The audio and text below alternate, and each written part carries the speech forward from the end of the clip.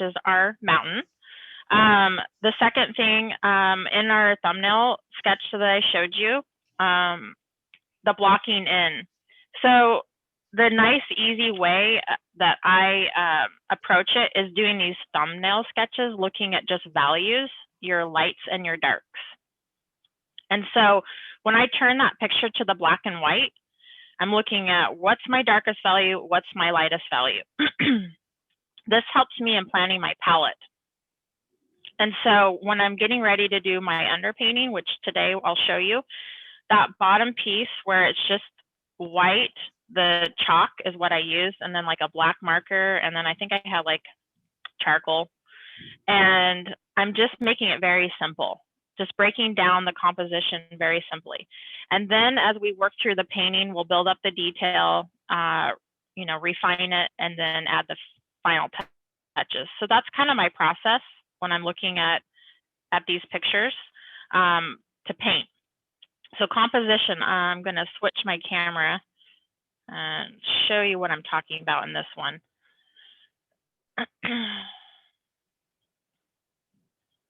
So hopefully you can see okay. Adjust it here. Compositionally, it's actually fine. I mean, we could paint it just like this, but I kind of wanted to take the water in the front foreground and kind of bring it back, just like how we talked about with a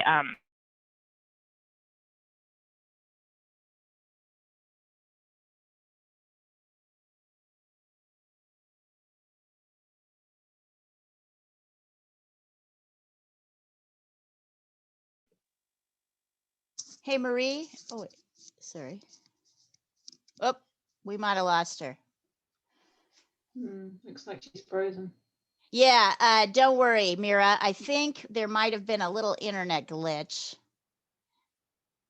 And she might have been booted. In fact, we might have actually lost her for a second. Hang on. Whoops.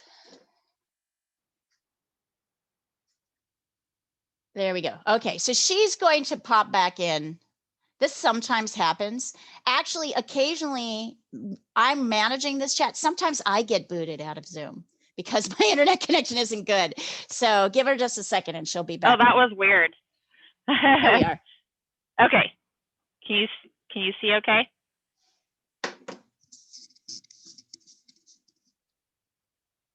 Marie, are you there? Yeah. Can you hear me? Okay, there we are. Yeah, now we can hear you. Okay. All right. So I want to take a picture of what I just drew on how we're going to change this a little bit. Oh, yeah. You guys can kind of see it with the pastel, but it would be great to get it up close for you. When you do the value sketch, you do it in pastels? Yeah, you can do it in pastel. You can do it in pencil. I have markers, and I've got like the white charcoal and the black charcoal, but you can do. Like the one you did on the left, because it looks very nice. What was it made of? That was the charcoal, white and black. Oh, cool. Yeah. So, why I'm showing this is how I can lay out and see what I need to do to the picture. So when I first sketched this out, just like how it was, I liked it. I thought it looked nice, but I thought maybe I'd bring some more water back into the back and lower the trees a little bit and have more of the mountain. And I think it would be visually more pleasing. And so I just want you to know that you have that ability to kind of change it a little bit. I'm not saying add trees in or add a barn. We don't want to add elements that we don't know enough information. So, but we know that we can just kind of carve out this piece and create kind of a little pathway to our mountain. I think it would look nicer. And again, creating that pathway to our focal point. So I want to agree. I want to jump in and agree with that. When we painted that tree line as in the photo, that heavy tree line against the mountain, it kind of overwhelmed the mountain a little bit. Looked Yeah. okay, but compositionally, it felt like too much. So Yeah. that's a great decision. Like I support that decision. I think that's a great decision. And guys, before we go on, I just want you to get that there are two streams of thought on landscape painting. One is that you have to paint exactly what you see. The traditionalists are like that, but there are a lot of people who are like, hey, I want to change this up a little bit. So as long as you are working with elements that you can see, right? Then we believe it's in this school, we believe it's okay to do that, to change it up a little bit.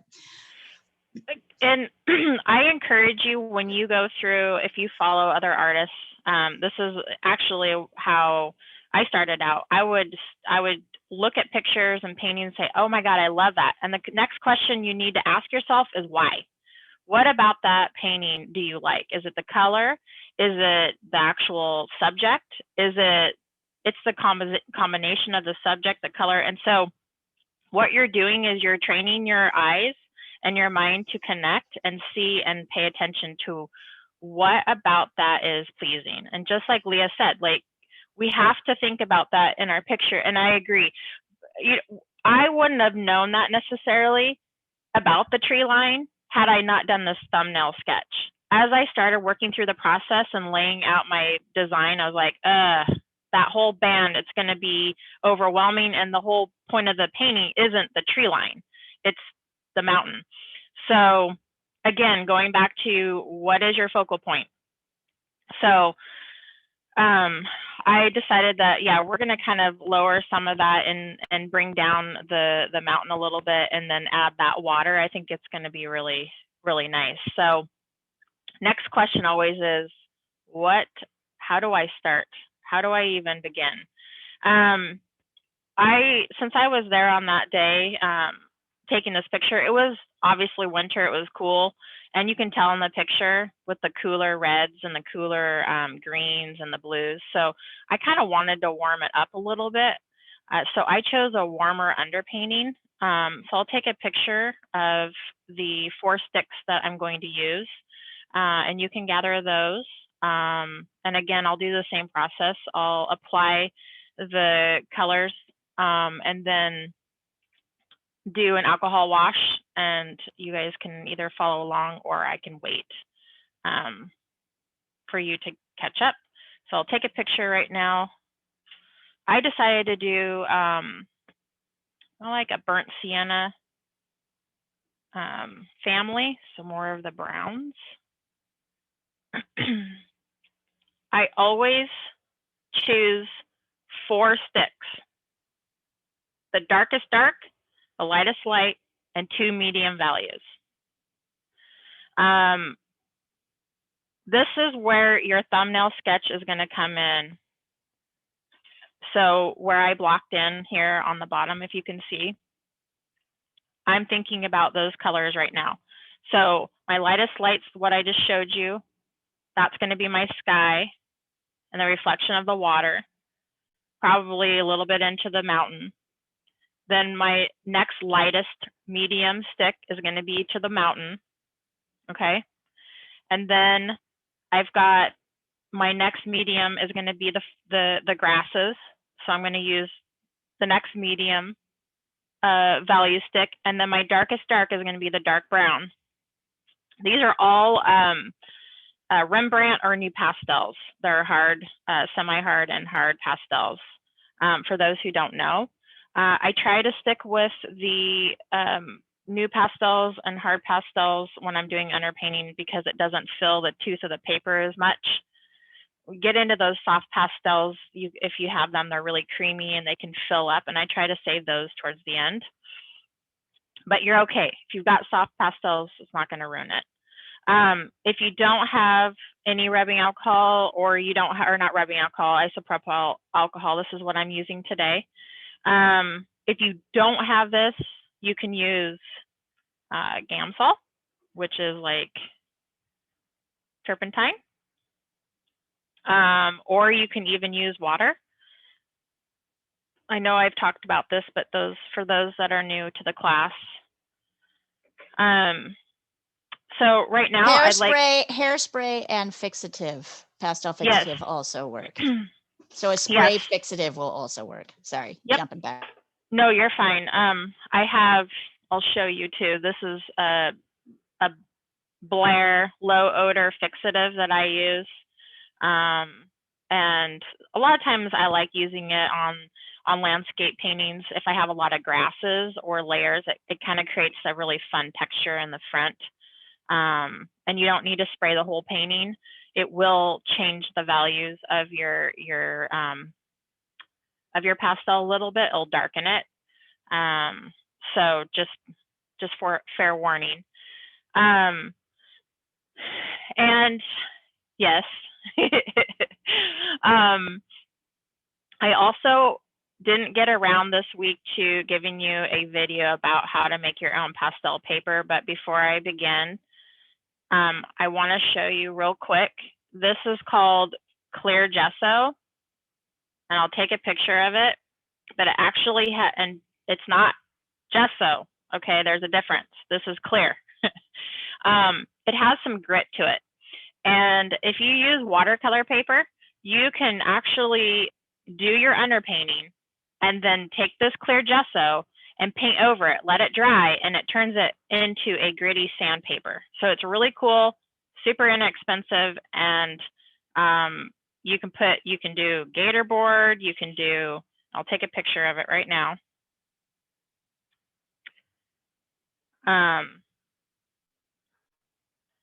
It's not going to be as sanded paper like your UART 400, but it still gives you grit, and you can add additional grit to it if you'd like.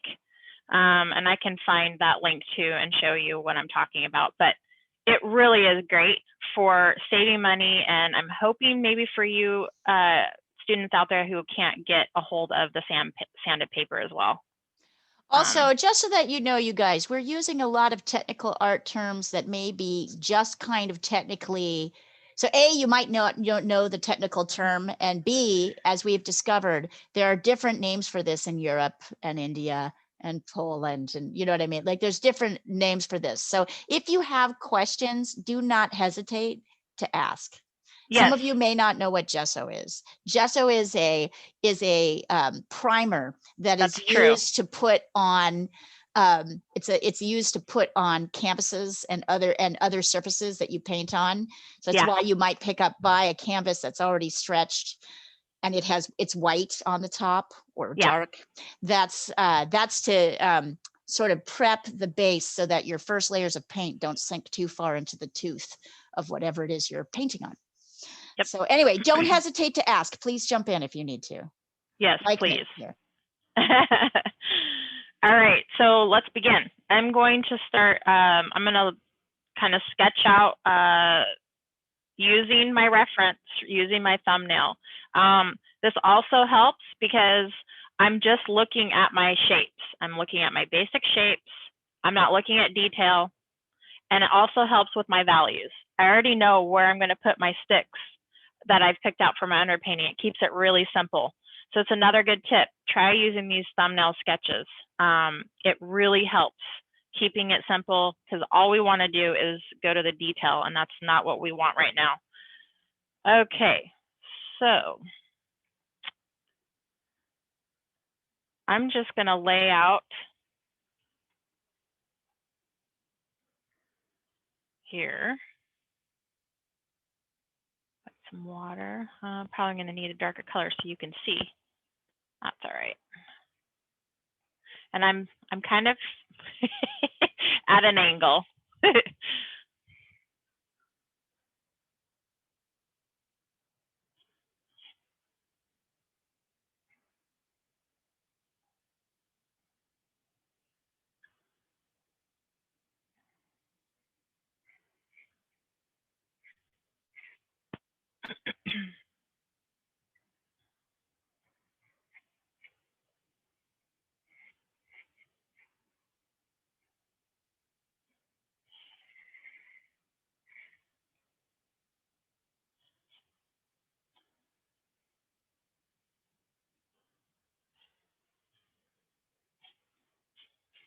Also measuring.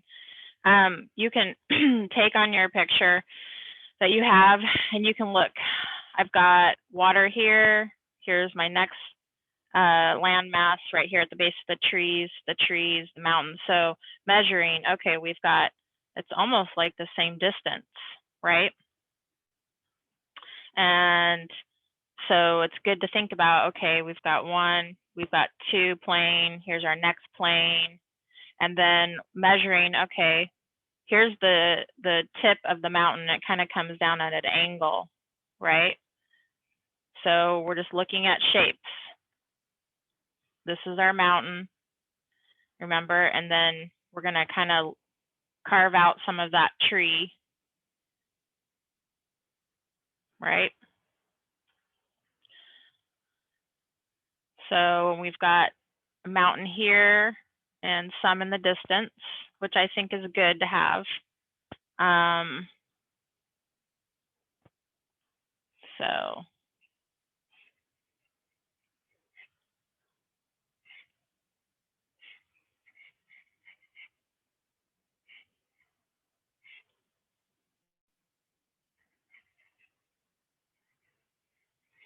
and when we're measuring, so we've got water, grasses, tree,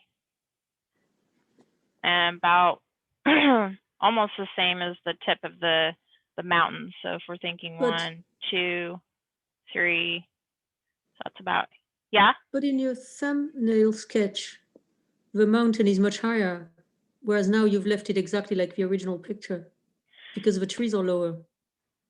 Well, I'm gonna leave it. I'm not gonna put in the tree area here. But you've got a line at the base of Yeah. the mountain. That's okay. That's just for me as I'm placing in. These are just like, okay, remember, I'm going to take that piece out because I'm going to put another color here, another stick color. I'm just kind of showing you in a darker color so you can see it on the camera. But yeah, don't worry about that. That's just me trying to get a placement of where I'm laying everything out. Okay, so first thing is let's get our lightest light. So this is kind of, it's almost the same color as my paper, like a warm yellow, lemon yellow.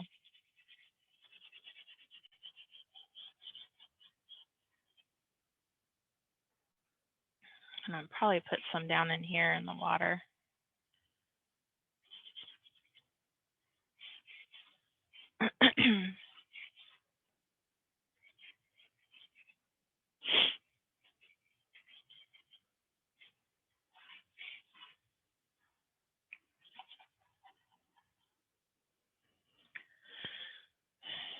Okay. Let's get in.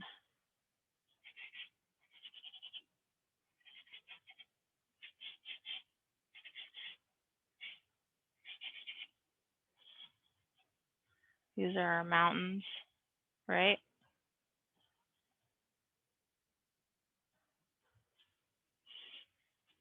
Do have a little bit of, and that's fine. Probably.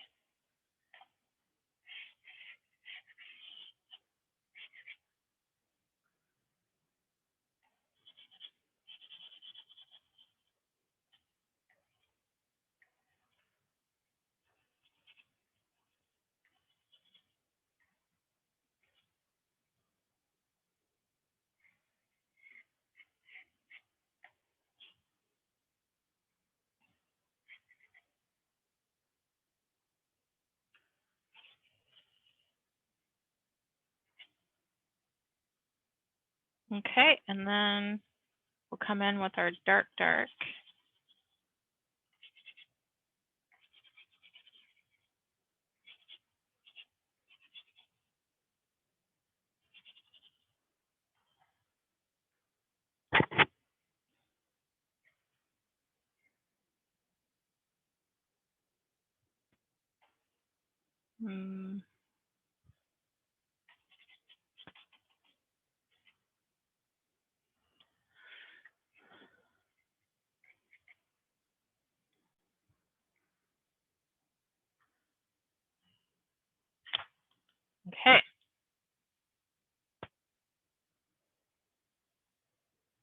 take a picture of this and send it to you.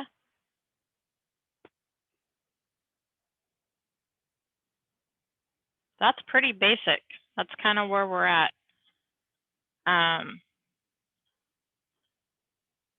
Looking at the colors. And do you guys have any questions? Send over what you have if he's starting right now.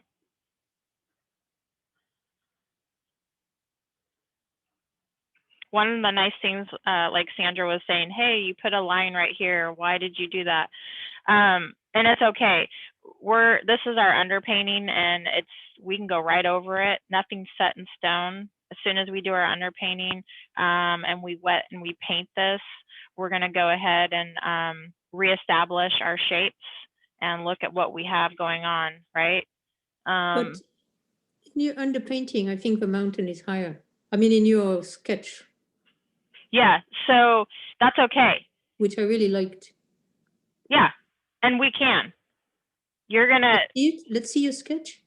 And for your measuring. Sketch? Oh, yes. Oh, hold on. Let me switch over.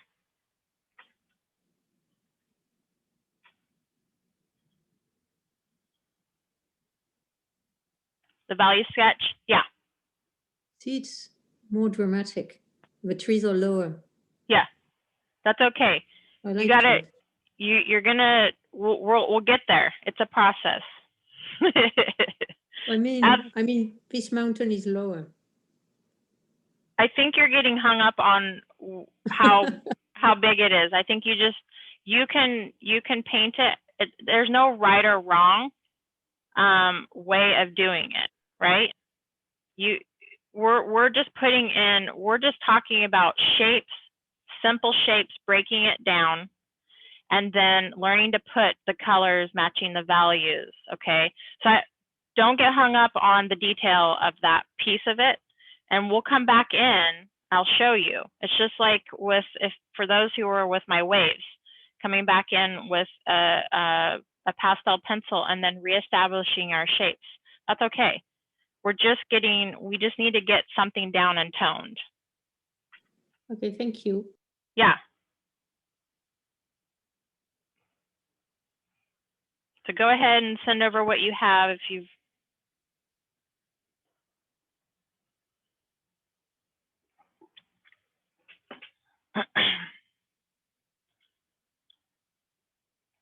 Good. So, and Jeannie, you fill that paper with your pastel. It's a smaller paper. That's okay. Yeah. I'm using a small one too. Yeah, because I cut my paper in half so it goes. I do too. I know exactly. I hear you. Yes. Nice, Claudia. Good. Good, good.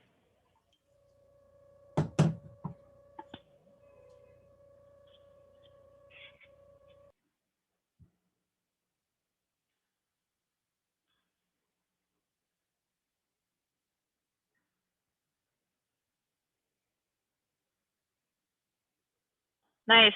Are you on, is that like paper? What kind of paper is that, Nina?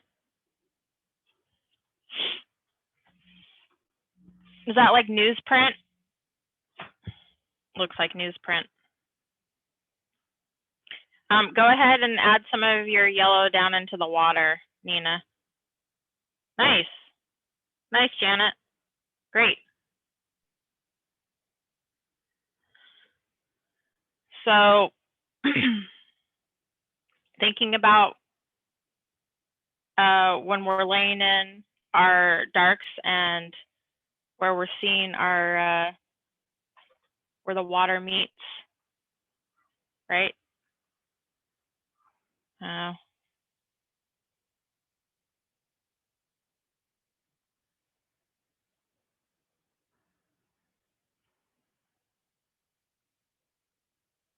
Nice, Mira. What paper is that? Is that like a? I think that's a pastel paper. I got it. It's what? It's this one, canvas paper. Let me Oh, start okay. my camera. It's like this. Can you see it? Oh, canvas paper. Oh, okay. Okay. Try, if you can, try to get some sanded paper, because that will work a little bit easier with your pastel. Okay. Yeah, because the canvas paper, you aren't going to be Yeah. able to, you won't be able to layer very much color on it. Okay, got it. Yeah. I'll send another picture of what I'm talking about. Okay. Yeah, because this and- is what I had at home, so I used that. No, you're fine, and Okay. you're just kind of learning what to get. Okay. So this is Okay, hold on that's here. what. Do you see what that is? Did you Yep. did it? Yeah. Okay, so it's sanded, and why we need the sanded paper is so we can layer our pastels on it. Okay. And the canvas paper, actually, I have not tried this, but you could with that clear gesso that I just sent over. I wonder Okay. if you could paint like an acrylic underpainting on it. Okay. I don't know, Leah might be able to chime in and say what she thinks about that. And You know what I'm learning as we go through is that we are also as teachers learning what subjects work and what's not. So like canvas paper is generally for acrylic painting, but maybe like who the hell, like it seems like if a heavier, you know, pastels can benefit from a heavier paper, one that can take a little bit of like alcohol spray, you know, fixative sprays and not fall apart. Okay. So now I'm curious, Mira. So I want to see. Yep. I know. However, there home, so I'm is like, okay, I'm a gonna use it. supply list for pastels that we recommend that's on the website. Mhm. So for those of you who are new, the Roaming Studio has a Art at Work portal where you can go and find the schedule, the Zoom links, the YouTube link, and it also has a list of the supply list. So I'll pop that into the chat before you're at the end of this session, just so you can see those. They're, you know, for different things. Anyway, I'm curious. Now I'm curious. Okay. We'll find out. We'll find out. And I'm thinking like that would be a good thing too, Mira, because I know like watercolor paper, if you do watercolor on it and then you apply the clear gesso, that clear gesso has like some grit in it. And so I'm thinking try it out, like do an acrylic, just put colors, like one color if you want. Get some of this clear gesso. I mean, it might be, I know the investment part, but if you don't have the right supplies, it isn't going to produce the work you want. Yep. And like Janet just got these amazing pastels. You're gonna see how your work just gets better and better with finer products. I mean, yep. But the focus is we're just breaking it down and learning what we need. So good job, Cindy. So measuring. Sandra again was saying, hey, you're mountain. So think about measuring what I was talking about in our picture, right? And we're gonna go back and refine, but if you can see, I'll switch cameras, but what do I mean about measuring? So again, benefiting from taking Leah's drawing classes, because I'm talking about measuring when you're laying out your composition. You're taking, okay, here's 1, here's 2, here's 3, here's 4, and 5. So if you can, go to your painting right now and see, maybe your shapes are off. Okay. But go again, ahead. you're measuring the original, whereas you said the tree line should be lower. So Sandra, we're not getting rid of this tree line. We're going to keep it the same, except just in this little area. Oh, okay. Yeah, this is going to stay. I'm not lowering the whole entire tree line. I'm just carving out a little for our focal point, you see? So I'm just bringing down the mountain a little bit more right in here. This is still gonna stay. Yeah. I'm sorry, that probably, I can see where you were thinking, wait a minute, why are you? So Yeah, it's different than the sketch. So it is true that like the sketch was an experiment in pulling the tree line down a little bit more and de-emphasizing that. So it is a And I little love bit the different. sketch. Yeah, the sketch is great. Like, but And- it's only part of the process. So I Yeah. see why Marie is doing this. She's creating that S curve to pull you through yes. to pull you through the painting, right? She's directing you. Yes, because why? Because originally, and it's a beautiful paint or picture, right? We've got this angle right here, but the thing is we've got a band here, and we've got a band. It's too soldier-like, using, you know, how we have like the trees that look the same and they're all the same height. If we have all the same bandwidth, it's not appealing. And so our goal as artists is to try and make it as appealing as possible. And so I'm kind of teaching you that this is fine. Paint it just how it is. It's going to be beautiful, but even better, creating this pathway. So, all right. We're going to start with our. Oh, cool. I'm curious to see how the paints are going. Oh, yes. Jane, that's working. Yeah. You just keep going. Yes, she did. She sent it across. She's sticking with her colors. Great. Yes, yes, yes, yes, yes. Good job. It's the same. Actually, one of the reasons we teach pastels and paint together, Jane, is that a lot of the techniques are similar. So this wonderful, obviously, this is not the final colors of the painting, but what you're doing is exactly right. Great work. Yep. Sorry, jumping off. So, nope, you're fine. I've just, again, put it in the alcohol into my container, and I have a brush. Today, I guess I'm using a fan brush. Doesn't really matter what brush you use. So again, for those who haven't been in my class, I always start with the lights.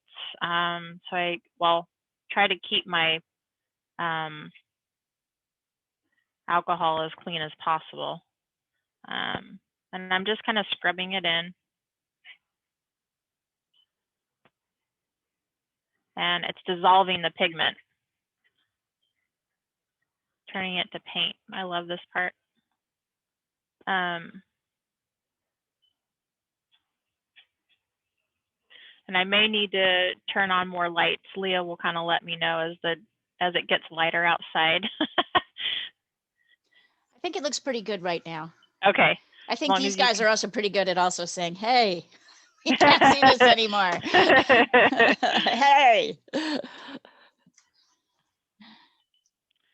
Yep. That's good. So if you don't have rubbing alcohol or Gamsol like Marie does in a brush, you can do this with hairspray. It won't look exactly the same, but it won't look as brushy, but you'll still be able to fix the base layer. Jane, what you've done is just do that with water, right? Now your acrylic paint is going to dry. And then you will have the equivalent of a kind of dry base layer where things don't mix and blend. For those of you who have some experience with pastels, you'll know that like if you put too many colors together on top of each other, they kind of neutralize. They kind of become this mushy gray, which you can't get either dark or light enough. So this is a way to get kind of the first layer down, influencing upper layers, but not blending in so much. It's nice, Marie. Kind of soothing to sit and watch her do that with the brush, right? Turn this into a painting. Even though we're not technically, I guess we are technically painting, but we're not like, we're not using a paintbrush most of the time. Nope. And one thing to keep in mind as you're applying the rubbing alcohol is thinking about what subject am I painting? Am I painting water? Well, water is going to be horizontal, right? As I'm painting the grasses, I'm going to be changing the direction of my brush up and down.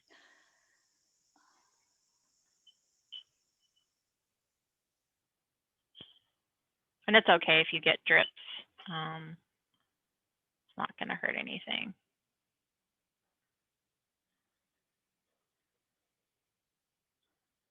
This is just creating our little road map, as I like to call it.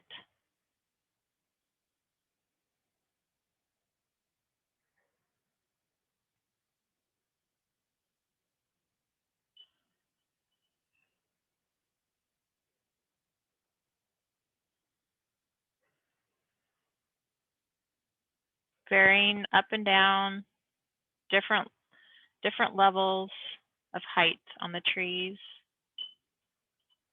Notice how I'm scrubbing.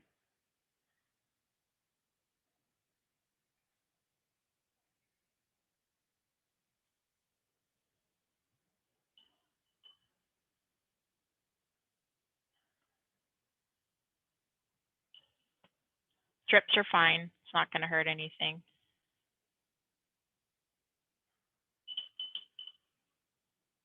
I think they're kind of cool.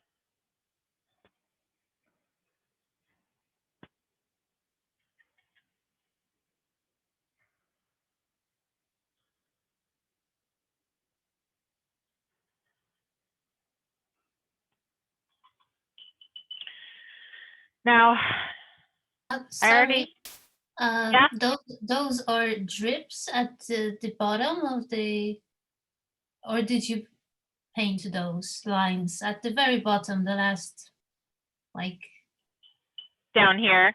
yes. Yeah, those are just drips. I loved how they look. Yeah. No, keep them. Yeah, isn't that cool? Because the alcohol just kind of, if you sit there and tap it like that, it'll just run down on your page. That's one thing I love about. So one thing I am noticing here is I kind of put it right in the center, and so when we come back, I'm going to move my trees. We don't want it even.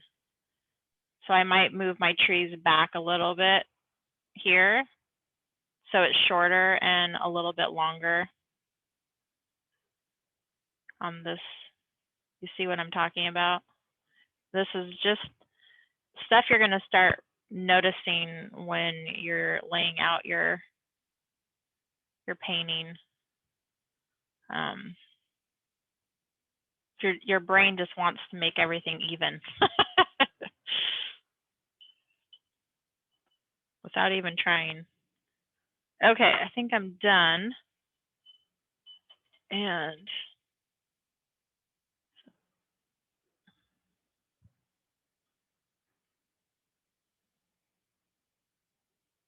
take a picture. Go ahead and send over what you have.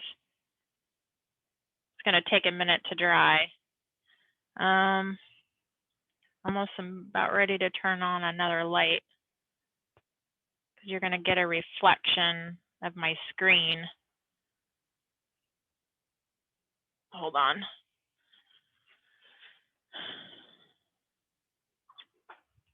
Let's see here.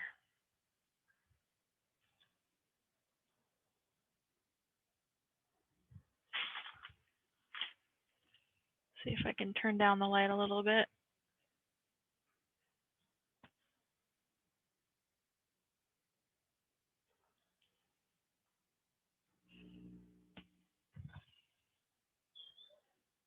It's a little better.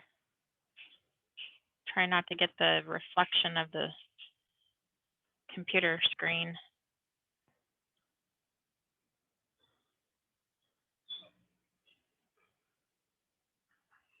Okay. I'm going to let this dry, but go ahead and send over what you have. Picture, if you have any questions. See if I can get this to dry a little bit quicker.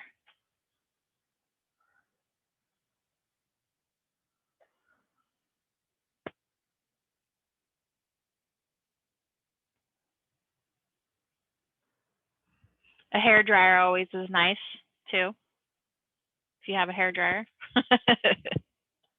Or a color wheel.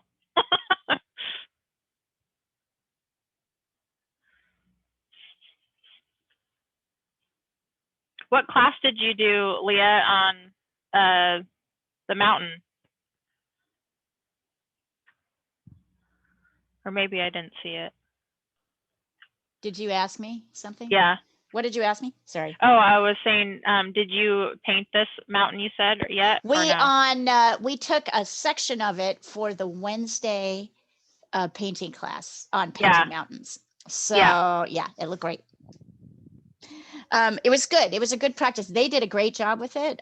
When I looked at it later, I went, oh, I wish I had done something different with the tree line. And I wish I had but it was a good practice just in kind of laying out. It's different, Jean, than the 2 sessions you did, Jean and Sandra. This was West Coast. It was a slightly different one. So, but it turned out well. Oh, okay. I'll see if I can, Okay. I'll tell you what, I'll see if I can pull some over so you can see what they did. Yeah. I have a question, Marie. Yeah. When I do the alcohol, it makes my paper bubble. Okay. What kind of paper are you using? It's the Sanded 400, but it's like ever since I opened the plastic on that sheet, on that pad, it's curved. So I try to uncurve it before I take it into the hard. Like, see how exactly. it goes. But, Okay, so that is very. I have it taped down flat, but now it starts pulling out when it gets wet. Okay, so yes, good question. We need to do a hinge taping. What I mean is you are going, this is a hinged is how I've, it's a way to tape your paper up so it doesn't buckle. Mm-hmm. I'll show you. You'll take a piece of tape like this and you'll put it on the back side of the paper like this. And then you fold it down. And then you'll take another piece. Yeah, I'm so glad you're talking about this. And then you'll take another piece and you'll put it over. Oh. Like this. So I'm not trying to force it down. Like I've got it done like a photograph with the corners. Yes, so I have found taping your pastel paper like this, also it gives you the ability to paint to the very edge of your paper. Mm-hmm. And also when you're taking the tape off, you're not ripping the, UArt's pretty good about it, but other papers aren't so much. And you can use regular painter's tape. I have that too. This is artist tape. And you can get it at a art supply store too. But if you hinge it like this, and then do another one here on either corner, it's going to hold onto your surface a little bit better and not buckle. Okay, thank you. Yeah, I know for like watercolor paper, if you're using watercolor paper, don't you wet the back side of it, right? I don't use watercolors, but I've heard that the paper buckles, and maybe Leah can say something about that. I mean, what I always wind up, it does buckle a little bit. I just wind up almost all my pastels get put in a frame, like in a mat. Yeah. So I tape it down and then lay it in a frame, and then it's forced flat. But some of that curling up will still happen. But I like that little hinge technique. I'd never heard of that. That's a great idea. But it will just do it. Paper's a little flimsy that way. Yeah, I've noticed, and mine's buckling a little bit down on the bottom, just, and you can do a bigger piece, in the center if you need to do it more, but I actually hinge most of my papers that way. You can kind of see right here, and then you can just pop it off. And I just, by the way, sent over 3 student works from the Wednesday class where we painted the part of this picture. So so these were all done in acrylic, just for curiosity. You might want to take a Cool. look and see what they did. And see how we learned afterwards, oh, hey, we should have reduced the tree line and done something to that tree line. But like, it still is like good. It's still, everybody did great. I was really pleased. I love it. Very Mhm. nice. So it's pretty dry right now. I mean, the bottom is still a little wet, but what I'm talking about going in and reinstating, sometimes when we do the underpainting, we kind of lose our shapes, or maybe we need to adjust. I've just got a pastel pencil. I'm just going to kind of come back in, and notice how I said this kind of got centered, and I don't really want it centered. So I'm just coming back in, saying, okay, here's the bottom of my trees. I'm going to come out with my water, right? And let's see, kind of bring it out here. I wanted to ask the last time about pastel pencils you're using now, and because there is this very, very nice set at my local store, and they are convincing me to buy. So it's okay because they are useful, right? They are. I like them for my waves. I tend to use them a little bit more on those types of paintings. This, you can use a new pastel, just like a hard pastel. But I think that I know some of you like to do animals or things that have like fur, more detailed, and I would say this probably would be fantastic for that.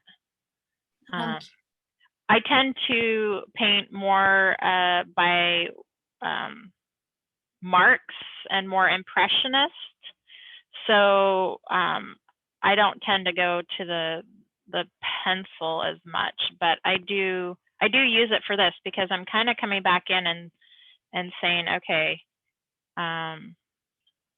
you know, I've got my grasses here, and let's see here.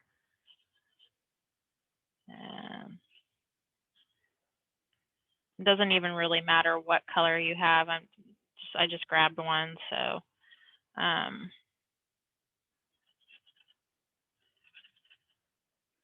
bring my small tree line like this over, and let's see,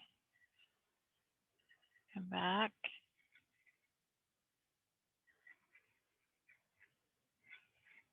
Now I'm really looking at that shape. So,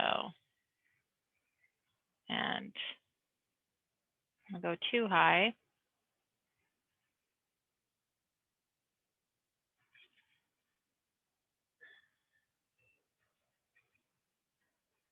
And now I'm looking at this shape.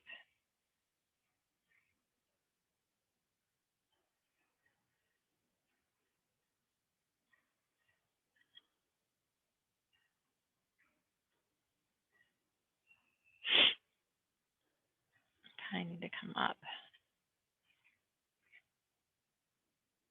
Okay.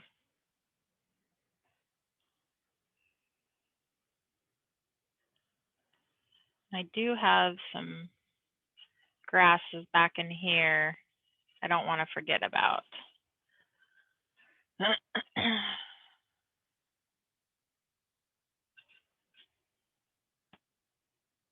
It does take time going through this, and I know it will help you if you take the time to do this.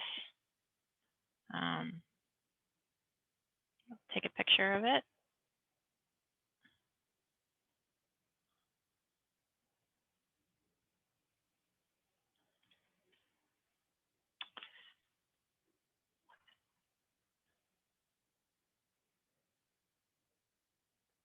So I want everyone to send over what they have so I can see. Oh, wow.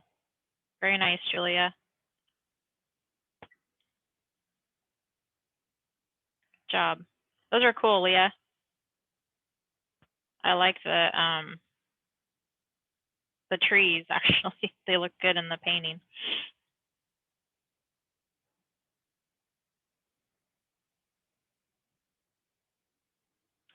Okay.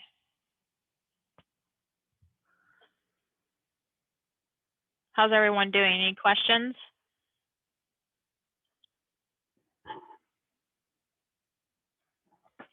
We are ready to apply our color. So number one, we come back in and reinforce our darks. So what does that mean? Our darkest darks, that's our tree line. Take another picture of the palette.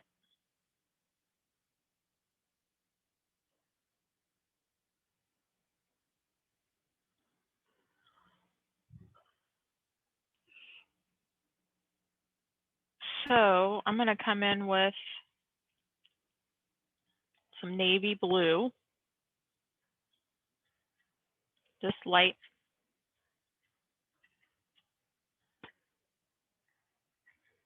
I'm holding the pastel on its side. This is a soft pastel. It's a navy color. Might be a little hard to see. So are you going from darkest to lightest? Yep, I'm gonna reinforce the darks, and then we're gonna build out. The lightest lights are highlight of the snow and the reflections. That's all gonna be towards the end. The light bouncing off the trees, that will be towards the end. So we're just building up our trees. Looking at our dark areas is what I'm kind of thinking about. Squinting, seeing the big shapes.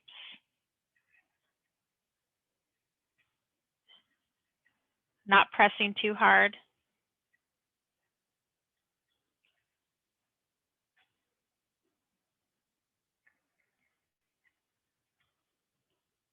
Might even put a little bit down in here. I'm gonna use, let's see, I like this. This is kind of like a burgundy red. I like to use a couple darks, dark darks. Same value. I'm just gonna add a little bit in here. Light touch. Okay.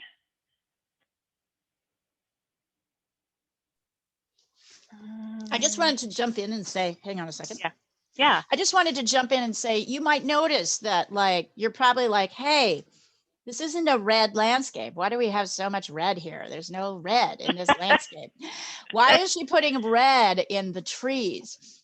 The reason, my friends, she is putting red in the trees is that almost all landscape greens include little bits of what we would call the complements. So there are 3 complementary color pairings: red and green, blue and orange, purple and yellow. You may have seen them because a lot of sports teams use them. A lot of high school teams use them, right? Because when you put those 2 next to each other, they pop each other forward. However, when you're trying to create a kind of neutralized, grayed down version of a color, you use its complement. So in those shadows of those trees, her green isn't going to read like a landscape green. It's going to read very jewel toned and kind of not natural. So to make your greens natural, you mix a little red in. Yeah, and I mean, I could just do green, and like Leah said, it wouldn't look right. And so this is something that I probably need to work a little bit better, is showing you on my scratch piece of paper down here before I apply. I use pastels quite a bit, so I kind of have an idea of what I'm going to do. But you really should get in the habit of testing out and layering pastels. And what I mean by that is I'll do a test here and I'll show you. Just laying the green it's boring. So what we want to do is add some depth, some color, some warmness. And if we bring that blue in, we've got some of that red, and then we take some green, you're going to see how more vibrant and warm. And then if these are our trees and, you know, they're in the distance and we add some lighter green on top, right? And let's even maybe some different green, you can see how nice this is going to be versus just plain green. This is why I have these colors out here, and I'll take a picture and show you.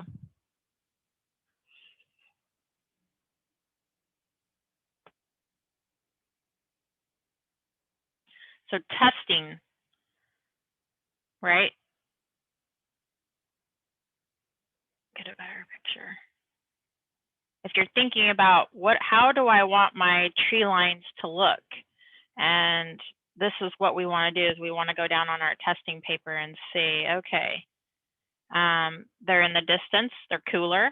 As we move back into the distance, it gets bluer and cooler and duller.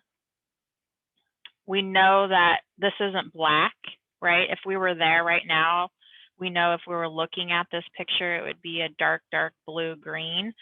So we know it's not black. So this is why we're adding our blue, and we're putting in some red, and we're just building our base up. So I'm going to move into, does anyone have any questions? This is kind of like, I think the one thing about pastels that has taught me and carried over into like my oil paintings, especially, is slowing down and doing the mixing of the colors here, because you really want to see the relationships and also thinking of the values. Get the value right, you can use whatever color you want. And so this is a green, probably a new pastel. It's a hard pastel. And I'm just going to kind of come up on the bottom here. I like adding multiple colors. I'm trying to slow down. I tend to be a fast painter, so I apologize if my hand's in the way. I'm trying to slow down a little bit.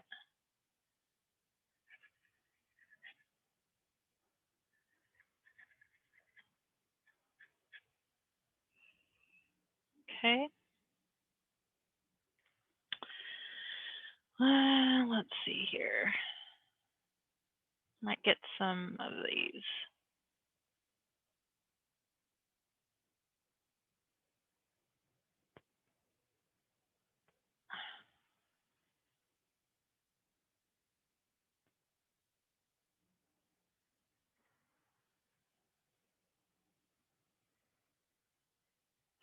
One thing that with reflections, even though we're painting the mountain, is what you put up here is what you put down on the water. So meaning we put some green and just light, light, light, light.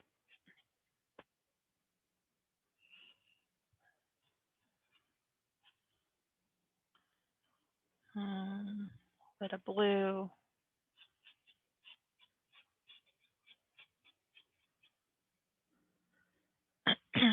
Okay. Got the green. I want to get some of these mountains. So see if I can't get this in here.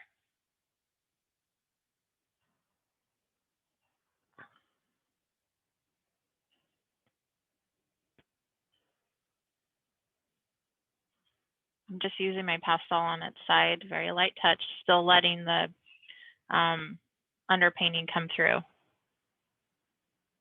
Oh, that's okay.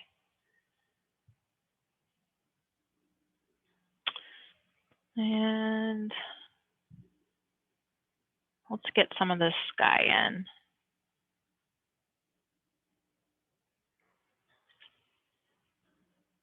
Testing out, I've got two light blues here.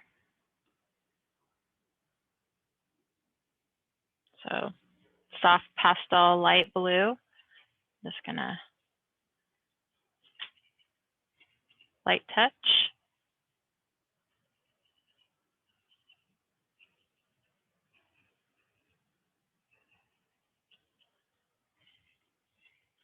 I'm gonna keep some of that yellow, warm yellow towards the horizon.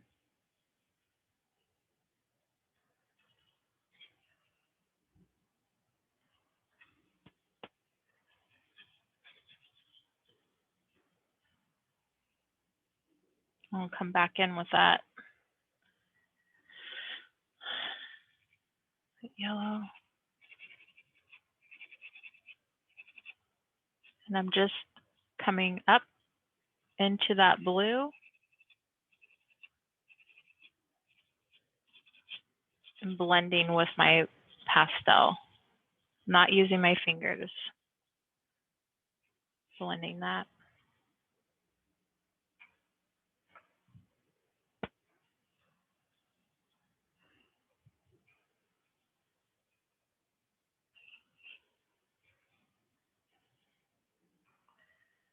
Probably need to bring some down in here. Dragging, just lightly touch.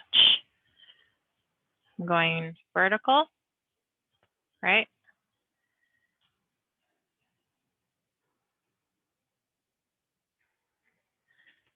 And then I'll come back over it. Just light touch.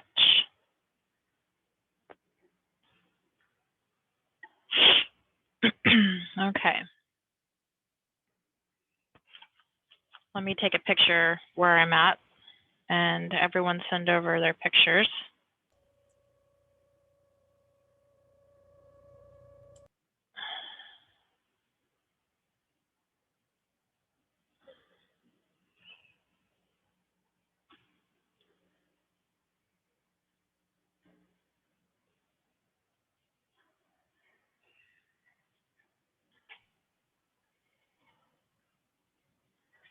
Maria, for the water, is it different? Is it white now? So it's not the color of the sky, right? Yeah, it's actually a really light blue. It does look white. Yeah, it's a very light blue. Can you see the difference there with the darker blue and the light blue? Yeah. Just a little bit. Yeah, and what if I don't have the lighter version of those, the one I use for the sky?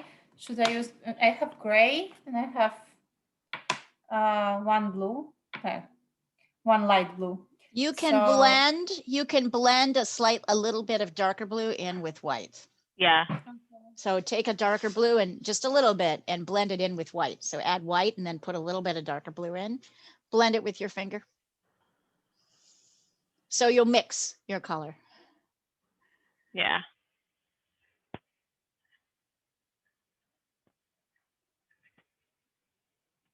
I like the underpainting coming through. So I try to leave a little bit of that, but that's a preference. I think it gives a lot of texture and depth. So I tend to like okay, let me see. And yeah, take a look at Nina's. I think Nina might be using fixative on the wrong paper. I was going to say, is it newsprint or what is it? Yeah. She says, I know you still have chalk, but what's the paper, that craft paper? So that paper is obviously not strong enough, Nina, to support the wet. So to support it, yes. So I think it just looks like a very thin paper to us. So it's better to use you need a thicker, hardier paper, either the sanded paper or pastel paper or any maybe watercolor paper, like anything that has a little bit more denseness. That's yeah. I mean, how do we learn? We learn this way, right? By trying our materials. But I can see that it's buckling because it just can't support it. Yeah.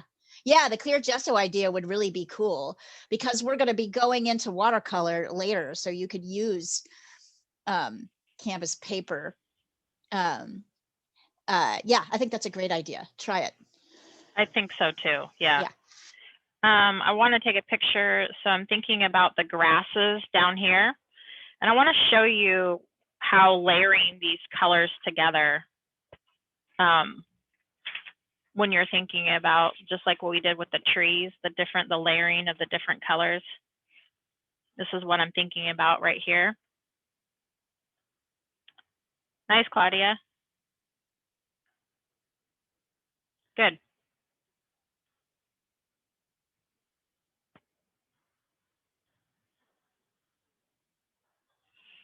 So I'm going to add some of this purple. Keep sending over your pictures.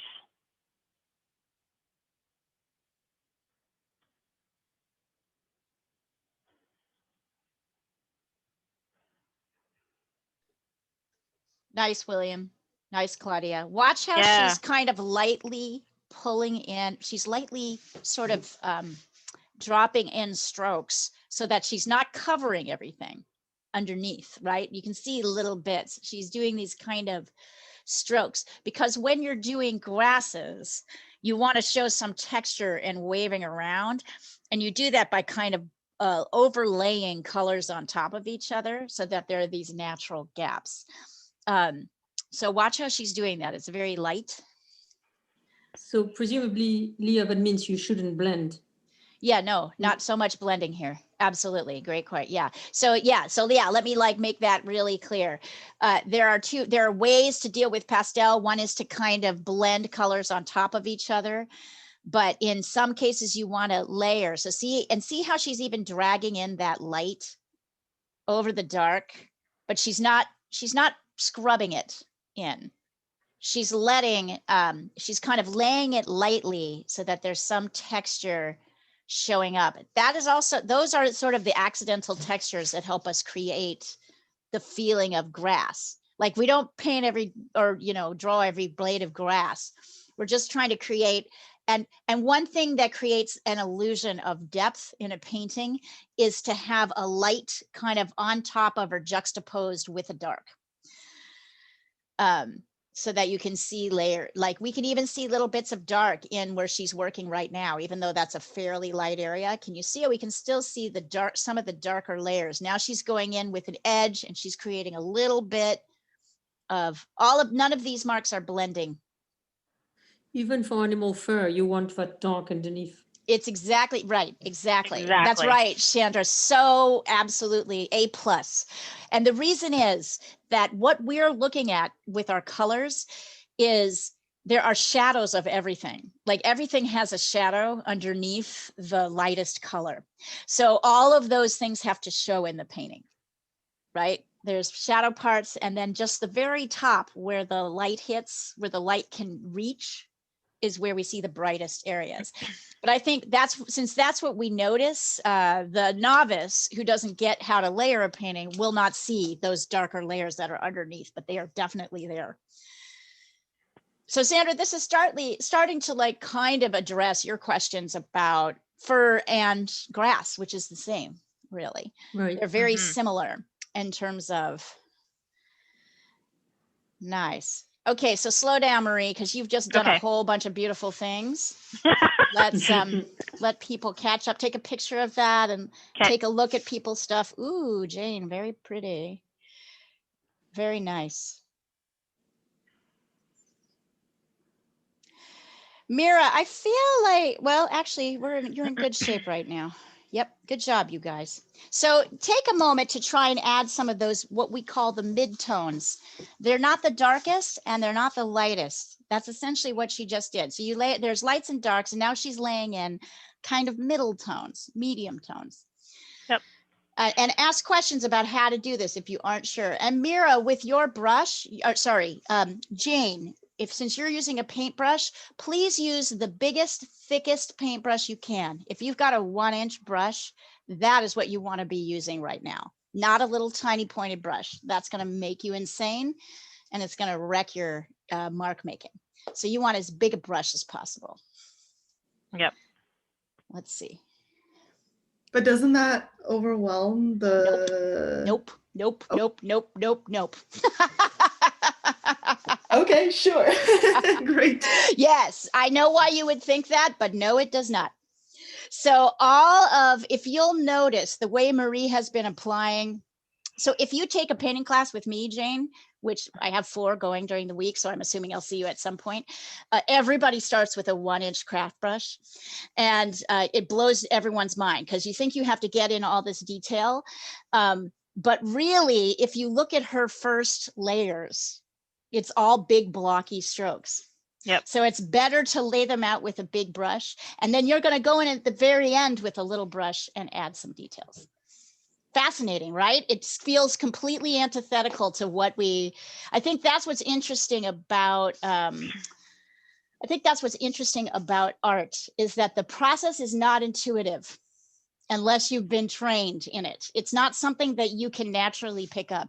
Most people don't see the mark making under the top layers. Most people don't see the colors under the top layers. There's a whole way of building a painting that you have to kind of learn. Right. So yeah, get that big brush out. It is. It's okay. Let me see. We've got more pictures coming through. Oh, good. Nice, Natalia. Good. Should I lift, so to speak, my trees a bit?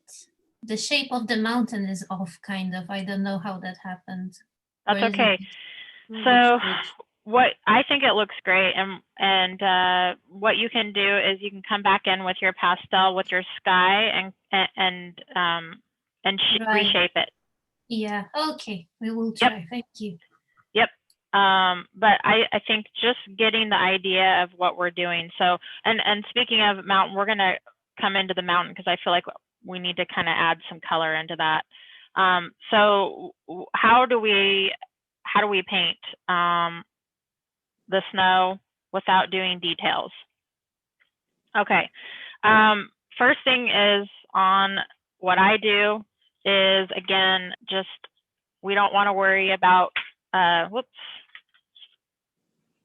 painting every little thing we see. Okay. So what we want to do is look at these shadow areas. Okay. So that's one shadow area. This is one shadow area. We've got some shadow here. Natalia, that's beautiful. William, really nice. Beautiful, guys. Great work. So. Anya, nice. Oh, nice. Nice, you guys. Yeah, they're doing great. I love these. Yeah, and notice how each one is a little different, which I love is it. Nice. So everyone is taking their mark making. Notice that Jean's mountain is like shooting up like a. I know, I saw that. Like a what do you not Frederick Church, but who's the oh crap, I'll remember his name. He's a landscape painter who always made his mountains bigger than everything else. Yes. A German guy who spent most of his time in the U.S. Oh crap, what is his name? I'll remember. I'll remember it. I'll tell you. I just eliminated the top 5th. Yeah, but I know because you've been having success with mountains. You're playing around with these peaks and making them. There is an artist that's quite famous for painting, like making things not in proportion. Yep. Like emphasizing certain things. Who is it? He painted he was here. He painted Mount Hood. He painted. And Jeannie, you have a great sense of depth. See? I mean, even though maybe the mountain isn't exact, you see the values that you've put with your colors leads our eye back into that mountain, right? So it's reading really well. I love it. Well, on yours, I would take where your blue water is going to your mountain. See how this is at an angle right here? Yeah. And then it comes in. Bring your blue at your water at an angle like this, and then like that. You see? Yeah, got it. Thank you. Yeah, okay. That will give you a sense of depth, and as we move back, our entry of that water gets smaller. So make it smaller here, larger here. Perspective, right? Just like a road, you know, is larger and then it gets smaller as it goes off into the distance. Same with our water. So shorten up, bring your landmass on the left hand or right hand side, bring it over a little bit more so you have a smaller opening. That will help. Okay, so I've made marks of our shadows, and that's essentially what we're going to do with our mountain. We're just going to come in with even a lighter blue than what we have here because we want to push it back. And how we do that, we push it back with lighter, duller, cooler colors. So I'm going to come in with a cooler blue. It's probably similar to what I put up into the sky almost, and I'm just looking at these shapes here. And I'm just going to take my pastel and I'm not going to draw in what I just showed you. I'm just using that to show you. I'm just going to take my pastel and go from here to here. And that's going to be my shadow, okay? And then I've got one that's coming here, almost like an L shape. So I'm going to come down like this. And again, I take it from the top and kind of lightly pull down in the angle I want. I know that the mountain's kind of coming down, right? The angle to the tree line. I see that these lines are at an angle, so I'm going to go ahead and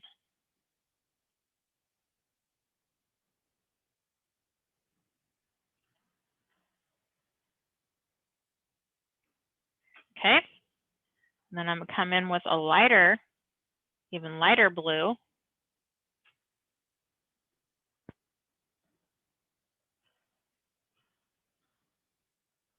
I haven't done the snow yet. That will come in just a minute. Don't worry about the trees. We'll come back in with our color to carve in the trees a little bit more.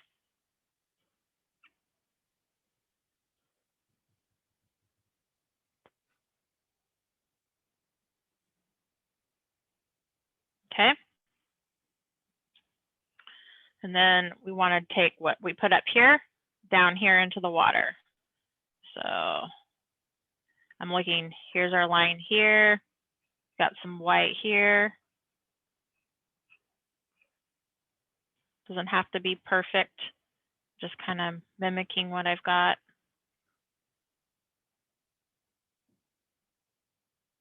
Just like that.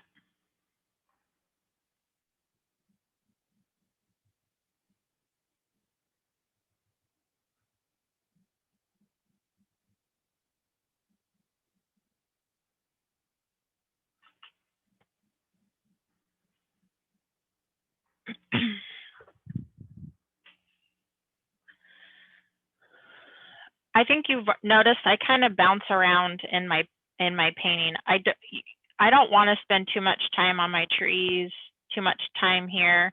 So when I'm using colors here, I'm going to bring them down here. When I'm using colors in this area, I'm going to try to use them in other places. Sometimes we get hung up on the detail that for some of you probably have already put in an idea of a grass, a blade. I mean, that's our natural tendency is to go right to the detail. We've got to kind of build our layers up before we get to the detail. That's the last step. So I'm going to go ahead and pick a cooler, duller red because it's in the distance. And I'm looking at, we've got some vegetation in the back here, and I'm just using the side on the side of my pastel and just lightly bringing up to indicate grass. I might add some here. Again, where can I use this color? Maybe down in here a little bit.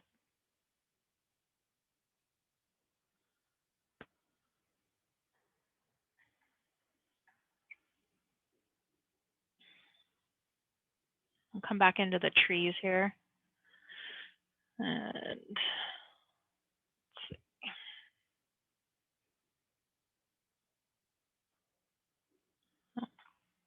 that's not going to be the color I want.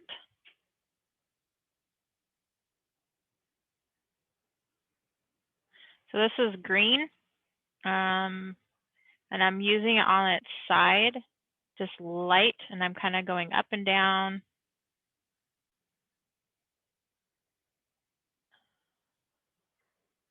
Just reestablishing. Leave that there.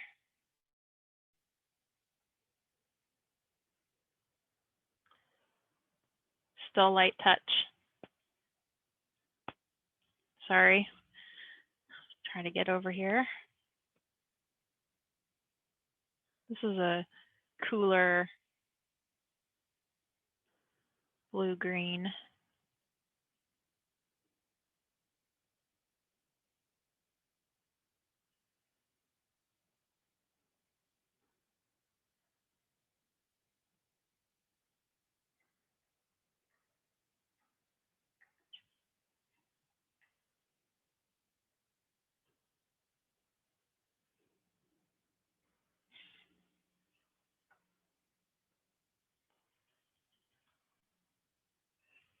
It's a duller.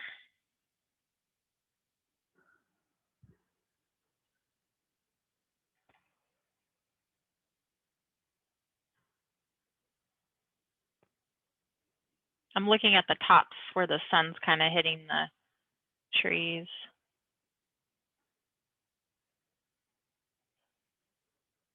Just lightly touch.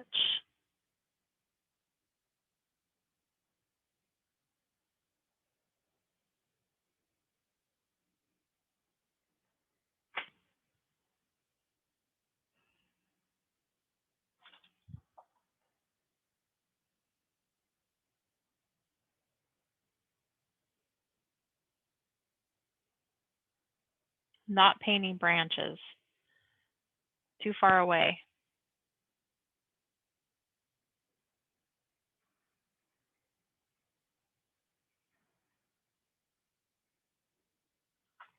So it's kind of a back and forth. Come back in.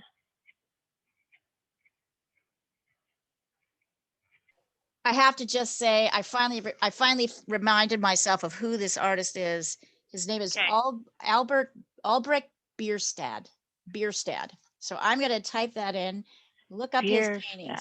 Jean, you should particularly look up his paintings because you're doing what he's doing, which is actually it's amazing. Actually, let me get the spelling right. Bierstad. So Bierstad would change things, make things bigger than they were, to emphasize what he wanted to emphasize emotionally in a painting. It was interesting. Yeah. I can't believe it. I knew it was there somewhere. Now probably I've probably replaced something really important, like, I don't know, my phone number. I won't be able to remember that. It's like there. So now we're just kind of refining what we've laid down.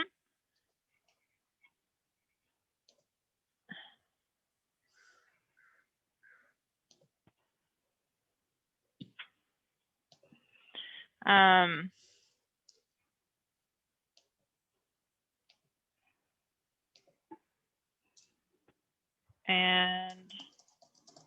let's get some of that snow on our mountain.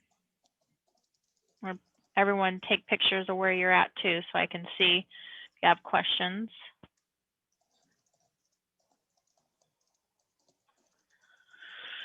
Okay. So, nice bright white.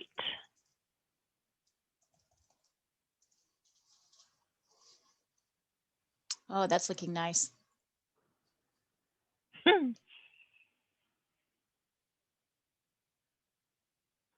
Kind of fun.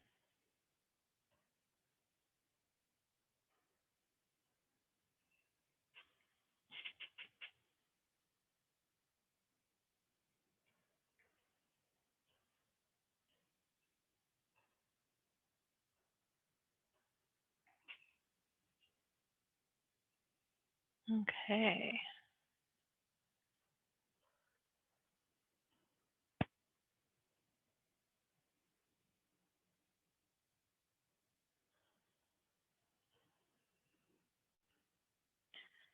got a almost like a duller purple. I might glaze over this shaded side.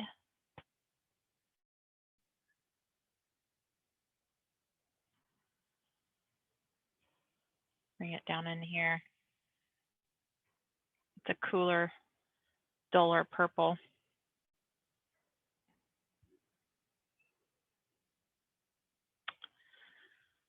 And so I'm thinking, like, what do I want to do with these grasses in the back? So I've got this color and I'm thinking layering. Okay, I want even cooler, right? So I've got this cooler yellow, maybe even like a, well, that's too dark. So this is where we're doing our testing. And I'm thinking about in our area here. That might be too light.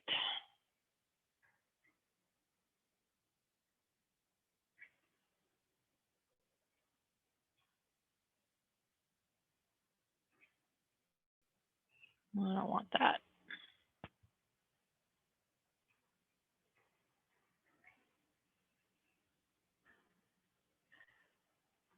Lots of testing.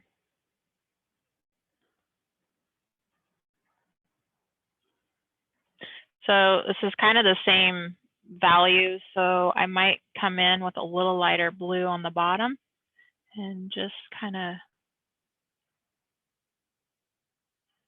separate that. Not coloring in the whole mountain, just that edge.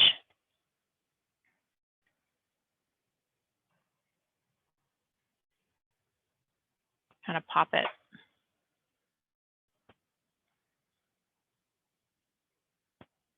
This is like a turquoisey light. Okay.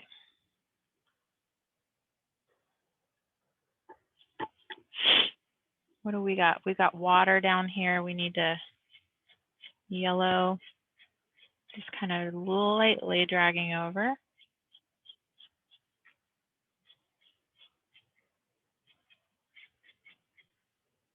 And then horizontal.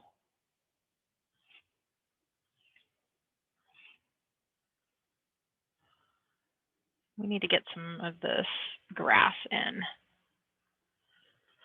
So I'm thinking to push this forward and this back, we need this cooler and lighter back here. And then we need to make these grasses a little bit bigger. So we need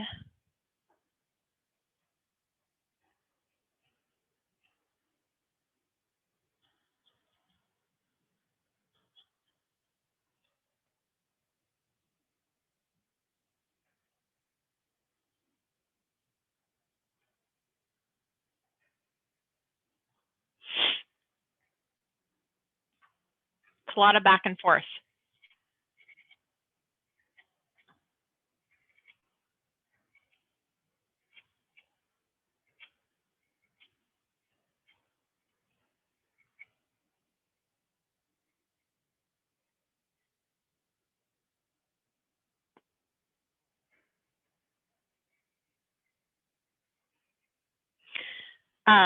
One thing, I don't want the shadow area to be all one line and all the same.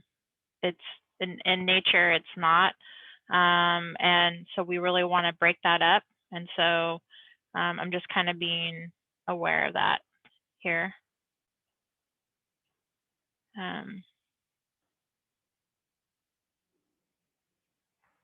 So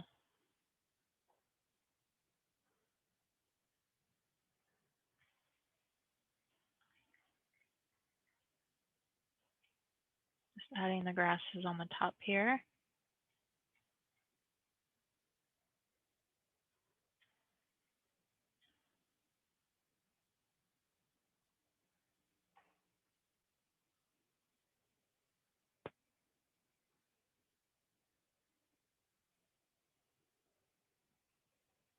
And I need to come in here with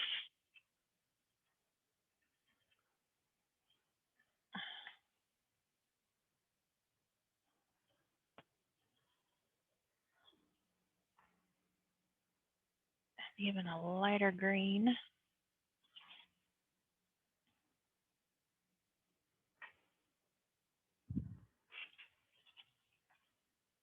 To turquoise.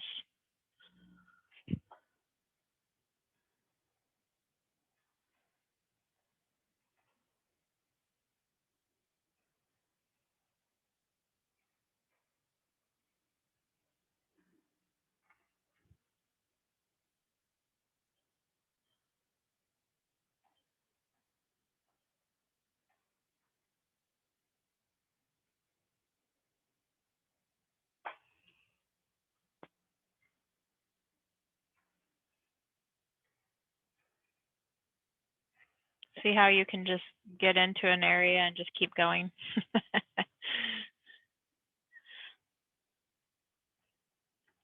So let's go ahead and get some of these grasses here. So dark, and then we're kind of getting up into the lighter. So I'm using a harder pastel and I'm just dragging it out like to indicate grasses. Kind of scribbling. Maybe a little bit here. We've got some over here.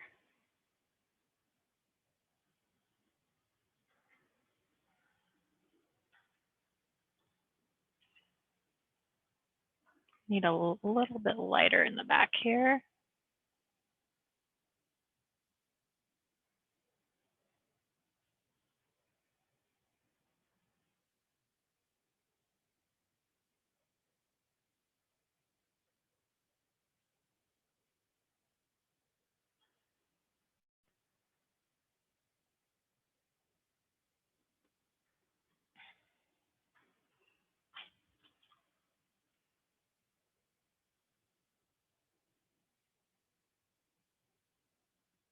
Nice, Jane.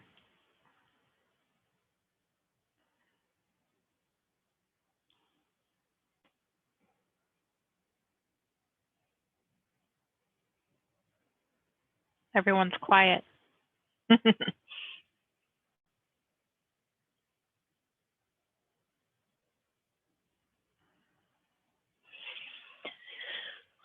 Let's see here.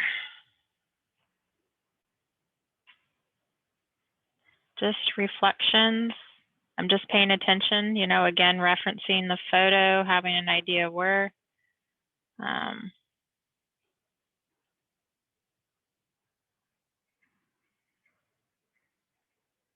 Where can I use this stick?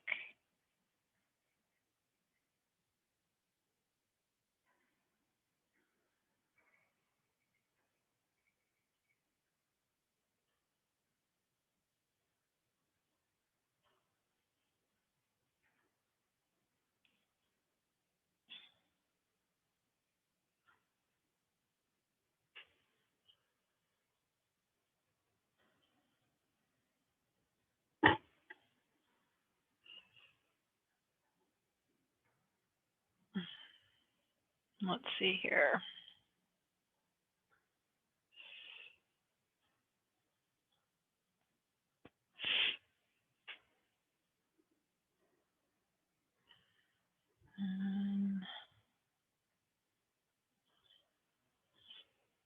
Just dragging our blue pastel.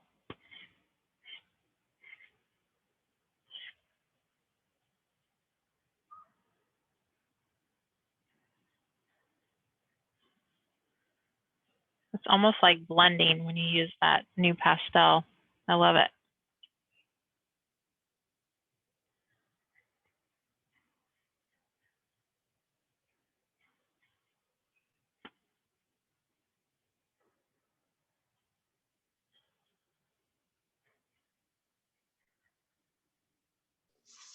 Looking good. So do you guys start to see this concept of grass? How we layer, how few, and Jane, you should watch this because it's the same for you, right? Like you can layer a lot of your base colors on with a big brush. And then you can take a little brush afterwards and just do a little pink, pink, pink, you know, like not too many marks. It's not too many strong marks. That's looking just beautiful. Beautiful, Maureen. By the way, this is a picture of one of our mountains, our Northwest mountains. Marie took it on a hike. I don't know where you were. Oh, I was up Castle Rock. They have a viewing. It's really cool for those who live here. It has like this long boardwalk. You can walk out into the lagoon. They've got lily pads. I mean, it's long. It's like a mile or two. Yeah. Okay. I feel like we need a little more color. So our grasses, to make them, going back to, I was talking about with the. Yeah, look at that light touch. So see again how she's using the side of the pastel. Sometimes she's using the base, and she's not drawing all of her little grasses going the same direction. Avoid the, I like to call it the soldiers in a row problem. Yes. Which is that you think you're creating a random pattern, and when you look, it's just everything is absolutely regular. Every single one, it's like going one right and the other, like little soldiers in a row. So note, she's going one way, she's going the other way, she's varying the thickness. She's not scrubbing these in, but look how little she needs to convey this feeling of a lot of grass. You don't actually need that much. No, it's it's pretty cool.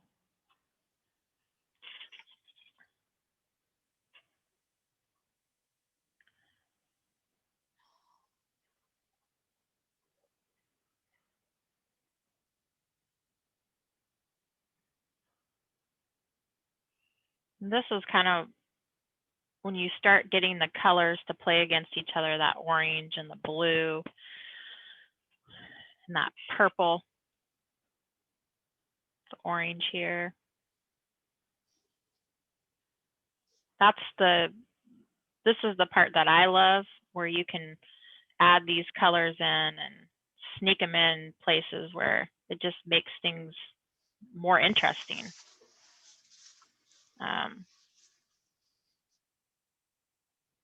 Notice how she's moving around a lot. Yeah. She's kind of taking each color and then sprinkling it in a few places. Yep.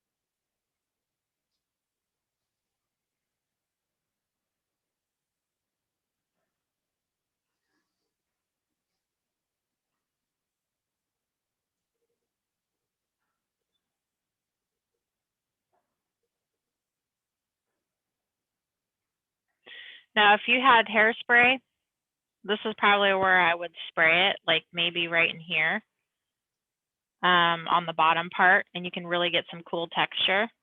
And, you know, if you want, you can try it out. It's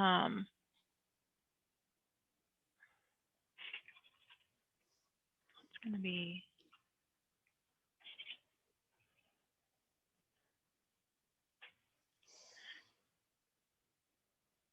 Another thing, just to be aware, is we don't want our trees all. I know in the picture it's all relatively the same, but like we were talking, vary the height a little bit. You get to have that opportunity in your painting to do that, and it's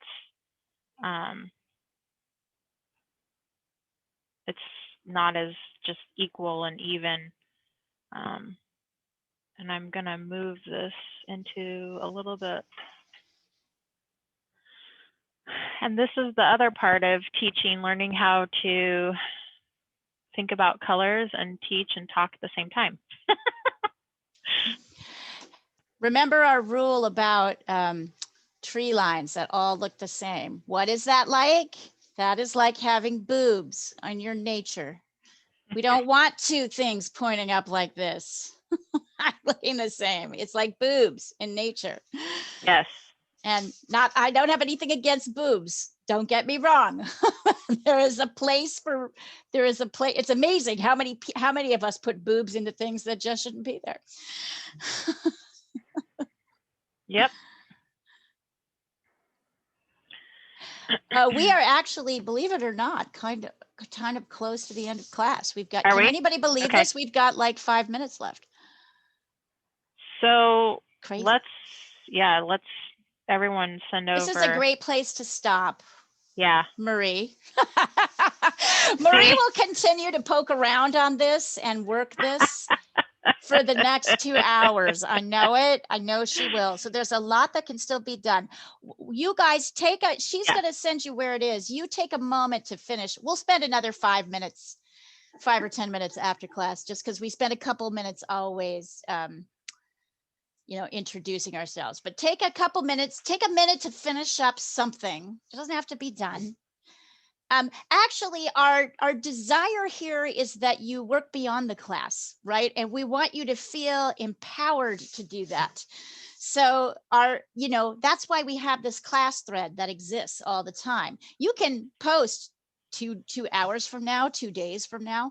Maybe I'll have Marie, when she finishes working on that in the class that she takes with me in an hour, I'll have her post another one. So we want you to keep working, because that's really the fun part about this. Great. It is. That's beautiful, Marie. It's absolutely Marie, beautiful. can I ask you a question before we go? So yeah. Can you talk again about how you worked on the reflection of the colors in the water under the grasses? Because I missed that part. Yeah. Like, I see that you have the same colors in there, but it's muted. So you obviously like glazed over it, but I don't remember what you did there. Yes. So it's actually the same colors I used in the trees and up in the mountain. I just very lightly, and you use the word glazing, that's exactly what I did. So this is, again, knowing what your pastel is going to do. Why did I grab a hard pastel versus a soft pastel? The hard pastel is going to give you the opportunity of glazing a little bit easier. So I took some of that green and blue and I went down in a vertical, because that's the direction of the shadow.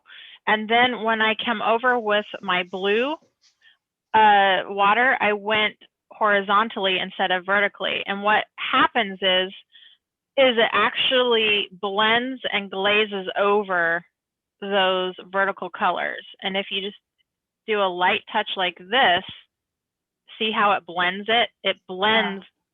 Yeah. It's actually so easy. You really don't have to do too much, and you can see already that that reflection's there. So just light colors of what you use in the trees and the mountains down below, just very light and vertical. And then when you get ready to put your water for that reflection in the horizontal, it will glaze over those colors. It's really cool. Okay. Yeah. Thank you. Yeah. Nice question.